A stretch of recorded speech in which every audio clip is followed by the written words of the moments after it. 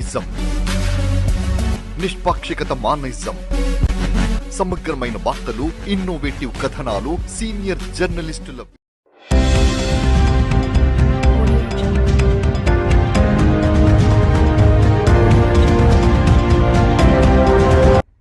1990-92 మధ్యకాలంలో నిరుపేద కుటుంబాలుగా ఉన్నటువంటి యువత కేబుల్ రంగాన్ని ఎంచుకుని ఒక ఉద్యమంలాగా స్వయం కృషితో పెద్ద ఎత్తున కస్టమర్లకు వింత వింత వినోదాలను అందించి ప్రేక్షకుల మన్ననలను పొందినటువంటి యువతకు ప్రభుత్వం నుండి ఎలాంటి ప్రోత్సాహం లేకపోయినా గతంలో ఎంటర్టైన్మెంట్ ట్యాక్స్, పోల్ ట్యాక్స్ విధించి నానా ఇబ్బందులకు గురిచేసింది.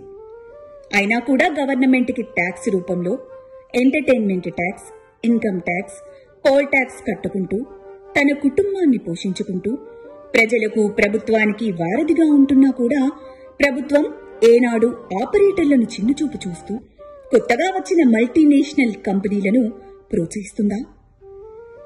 ప్రభుత్వాలు ఈరోజు కేబుల్ రంగాన్ని తుడిచిపెట్టాలనే ఉద్దేశంతో ఎంతటి ముందస్తు సమాచారం లేకుండా కేబుళ్ల కత్తిరింపు దుశ్చర్యలకు పాల్పడుతుందో కళ్లకు కట్టినట్టుగా కనిపిస్తోంది. ప్రభుత్వానికి కేబుల్ ఆపరేటర్లపైన చిత్తశుద్ధి లేదా? కొన్ని వేల కుటుంబాలు రోడ్డున పడే అవకాశమూ లేకపోలేదు. అన్నదాతల్లాగా ఆత్మహత్యలకు పాల్పడే అవకాశాన్ని సూచిస్తోంది. చిన్న ఆపరేటర్ల నుండి మొదలుకొని పెద్ద ఆపరేటర్లోనికి ప్రశ్నార్థకంగా మారనుందా? ప్రభుత్వం వ్యవహరిస్తున్న తీరును చూస్తే కేబుల్ రంగం తుడిచిపెట్టుకుపోనుందా? కొంతమంది బడాబాబులు తమ స్వలాభం కోసం ఒక చర్యను ముందు పెట్టుకుని కేబుల్ రంగాన్ని తుడిచిపెట్టే ప్రయత్నం చేస్తున్నారా? అసలు ప్రభుత్వానికి కేబుల్ రంగం పైన చిత్తశుద్ధి లేదా? మనిషి జీవన విధానంలో కూడు, గూడు, గుడ్డ ఎంత ముఖ్యమో మారుతున్న టెక్నాలజీకి అనుగుణంగా కేబుల్ నెట్ కూడా ఒక భాగంగా ఉంది. ఉద్యోగాలు చేస్తున్న యువతను మొదలుకొని ఇంట్లో కాలక్షేపం కోసం వార్తలను, వినోదాలను అందించే వరకు కేబుల్ రంగానికి ఎంతో ప్రాముఖ్యత ఉంది. అలాంటిది ఉద్యోగాలు చేస్తున్న యువతను, కేబుల్ రంగాన్ని, ప్రజలను నానా ఇబ్బందులకు గురి చేస్తూ కేబుల్ కత్తిరింపు చర్యలతో దుశ్చర్యలకు పాల్పడుతోంది.